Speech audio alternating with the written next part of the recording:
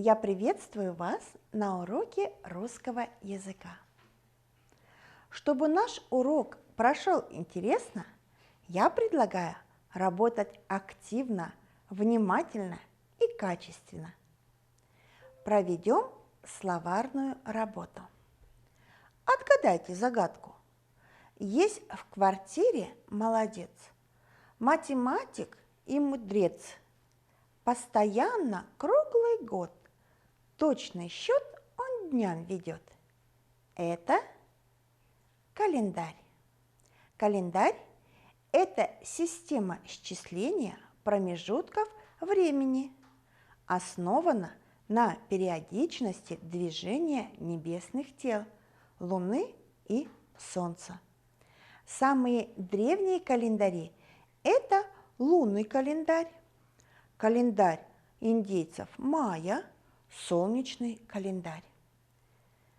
Календарь – это слово пришло в русский язык в конце XVII века из Древнего Рима, где календарем называли книги, в которые кредиторы, люди, дающие деньги в долг, записывали проценты, а первые дни месяца назывались календы. В эти дни должники платили проценты. Позднее в календарях стали указывать числа, дни недели, месяцы, праздники, дни рождения императора. Включали заметки об исторических событиях. Мы продолжаем наше увлекательное и поучительное путешествие в городе склонения по улице безударных окончаний имен существительных. Какие тайны существительные приготовили нам сегодня? Прочитайте словосочетание. Нет изгороди, подошел к изгороди, вдали от родины, скучал по родине, вернулся из столицы, ездил по столице. Запишите эти словосочетания. Обозначьте ударения в именах существительных. Выделите окончания. Определите, в каком падеже стоят существительные первого столбика. Докажите. Нет чего? Изгороди. Вдали от чего? От родины. Вернулся из чего? Из столицы. Конечно, это родительный падеж. В каком падеже стоят существительные второго столбика? Докажем. Подошел к чему? К изгороди. Скучаю по чему? По родине. Ездил по чему? По столице. Конечно, существительные употреблены в дательном падеже. Что объединяет эти существительные? Правильно, у всех существительных безударные окончания. Тема нашего урока – правописание безударных окончаний имен существительных в родительном и дательном падежах. Сегодня на уроке мы будем упражняться в написании безударных окончаний в родительном и дательном падежах имен существительных. Проведем наблюдение. Посмотрите на два столбика слов. Что вы заметили? Радуемся после стужи, радуемся стуже. Стекали с крыши, стекали по крыше. Определите падеж существительных первого столбика. Давайте поставим ударение и выделим окончание этих существительных. Что объединяет все эти существительные? Конечно, их объединяют безударные окончания. Определите падеж существительных. Это родительный и дательный. Радуемся после стужи. Радуемся стуже. Стекали с крыши родительный падеж, стекали по крыше дательный падеж. Давайте вспомним, что мы знаем о родительном и дательном падежах. На какие вопросы отвечают существительные в родительном падеже? На какие вопросы отвечают существительные в дательном падеже? Какие предлоги относятся к существительным в родительном падеже? Какие предлоги относятся к существительным в дательном падеже? Какие окончания имеют существительные первого склонения в родительном падеже? Какие окончания имеют существительные первого склонения в дательном падеже? Какие окончания имеют существительные второго склонения в родительном падеже? В дательном падеже. Какие окончания имеют существительные третьего склонения родительного падежа и дательного падежа? Каким членом предложения являются существительные в родительном и дательном падежах? Еще раз внимательно посмотрите на таблицу. Сделаем вывод. По каким признакам различаются родительный и дательный падежи?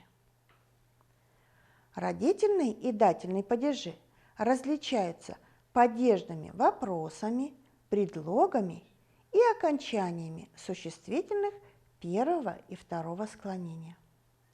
В каком склонении у родительного и дательного падежа одинаковые окончания? Конечно, это третье склонение. Что надо сделать, чтобы правильно написать безударные окончания существительных? Правильно, определить падеж, определить склонение, вспомнить окончание существительного этого склонения в нужном падеже. Ребята, давайте просклоняем существительные первого, второго и третьего склонения. Родительный падеж. Чего? Деревни, земли. Второе склонение – села, озера. Третье склонение – тетради, глуши. Дательный падеж. К чему? Деревне, земле. Второе склонение – селу, озеру. И третье склонение – тетради, глуши. Сделаем вывод. Чтобы проверить безударное окончание имени существительного, надо определить его склонение, падеж и ударное окончание в этом падеже. Ударное и безударное окончания будут одинаковые по правилам русского языка. Составим алгоритм проверки безударного окончания. Ставлю существительное в начальную форму и определяю склонение. По изгороди. Что? Изгородь – третье склонение. Подбираю слово «помощник» и ставлю его в ту же форму. Берем слово «степь». По чему? По степи. Пишу такое окончание, как у слова «помощника». Проверяю. По степи, по изгороди. Безударным окончанием является «и». Предлагаю вам выполнить задание. Вставьте пропущенные окончания, определите склонение и падеж у существительных. Плыли по Волге, бегали по луже, сидели у палатки, насыпали по горсти, звон от капели, взял с тарелки, приехали к ночи. Проверьте себя.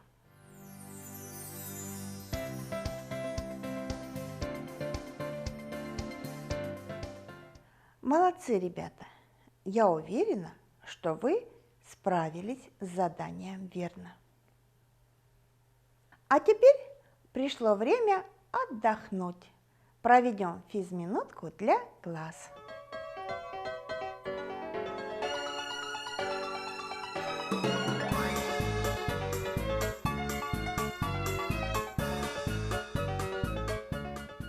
Продолжаем наш урок. Подберите к данным глаголам подходящие по смыслу существительные с безударными окончаниями. Допишите их, укажите склонение и падеж по образцу. Вспомнил о ком? О товарище. Второе склонение – предложный падеж. Отъехал от чего? Написал о чем? Копать чем? Заботился о ком? Фотографировал что? Слова для справок. Лопата, война, гараж, памятник, собака.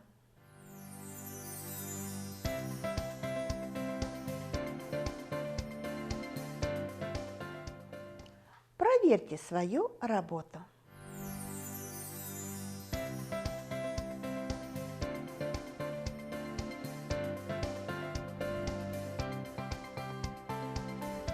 У тех, кто слушает внимательно, все будет получаться верно.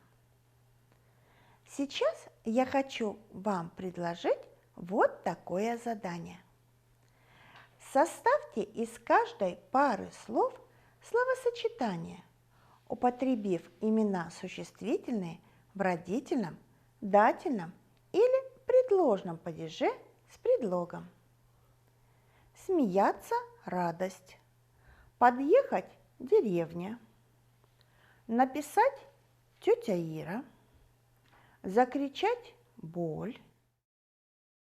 Приехать – бабушка Соня. Идти – тропинка. Взять – ладонь.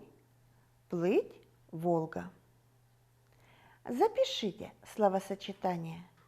Укажите падеж и склонение имен существительных. Выделите окончание.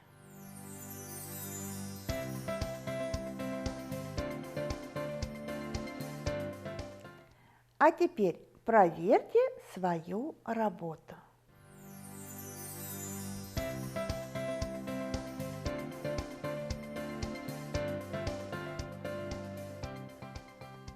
Распределите существительные родительного падежа в 3 группы. Вставьте пропущенные окончания. Без зарядки, для мази, от печали, вокруг школы, с лица, кроме матери, после вьюги, до утра, из тюля.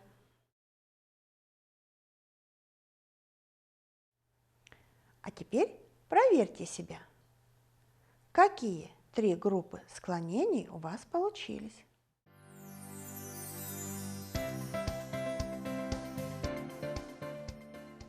Распределите существительные дательного падежа в 3 группы склонений. Вставьте пропущенные окончания. К телефону, проруби, по полу, к изгороди, к сестре, по тропинке, к дочери, по яблоку, к дяде. Проверьте себя. Какие 3 группы существительных первого, второго и третьего склонения у вас получились? Замечательно. Ребята, наш урок подходит к концу. Давайте подведем итог. Как различить родительный, дательный падежи? По вопросам, предлогам и окончаниям. Какой смысловой вопрос встречается во всех падежах? Смысловой вопрос где? Какой вопрос приходится добавлять к смысловому вопросу где? При распознавании падежей к смысловому вопросу где приходится добавлять падежный вопрос где, почему дательного падежа, где, у чего родительного падежа. Какой смысловой вопрос употребляется только в одном падеже? Конечно, это откуда в родительном падеже. Можно ли различить эти падежи по предлогам? Да, можно. Назовите окончания имен существительных в родительном и дательном падежах. Первого склонения, второго склонения и третьего склонения. Запомните, ребята, чтобы правильно написать безударное окончание существительных, надо определить склонение, определить падеж, вспомнить окончание существительного этого склонения в нужном падеже. Вы хорошо поработали на уроке, а наши знания – это богатство, которое делает нас умнее и мудрее. А какие знания вы приобрели за урок? На уроке вы узнали,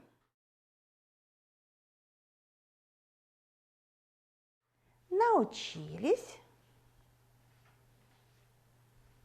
можете. На следующем уроке мы продолжим с вами наше познавательное, увлекательное путешествие по городу склонения. Проведите анализ своей работы на уроке. Продолжите фразу. Сегодня на уроке я узнал, открыл для себя, научился, смог, могу похвалить себя за... Поднимитесь на лесенку успеха. Наш урок подошел к концу. До свидания. До новых встреч на уроках русского языка.